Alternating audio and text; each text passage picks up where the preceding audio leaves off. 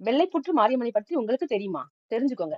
தஞ்சகன் என்ற அசுரனை எதிர்த்து போர் புரிவதற்கு சிவபெருமான் 8 திசைகளிலும் சக்திகளை நிறுவினார். திசைக்கு ஒரு சக்தி எனும் விதத்தில் 8 சக்திகளை சிவபெருமான் நிறுவினார். அவ்வாறு அவர் நிறுவிய கிழக்கு திசைக்கான சக்திதான் புன்னநல்லூர் மாரியம்மன். மிக தொன்மையான காலத்திலேயே இத்தலத்திற்கு அம்மன் வந்துவிட்டார் என்றாலும் இந்த அம்மன் கிபி 1680ஆம் ஆண்டுதான் வழிபாட்டுக்கு வந்தார். அந்த ஆண்டில் தஞ்சையை ஆண்ட மராட்டிய மன்னரான வெங்கிஜி மகராஜ் சத்ரபதி என்பவர் சமயபுரம் மாரியம்மன் கோயிலுக்கு செல்லும் வேளையில் அவர் கனவில் வந்த சமயபுரம் மாரியம்மன் தோன்றி புன்னன் மரங்கள் நடுவில் தான் இருப்பதாக கூறி அவ்விடத்திலேயே தனக்கு கோயில் கட்டுமாறு ஆணையிட்டார்.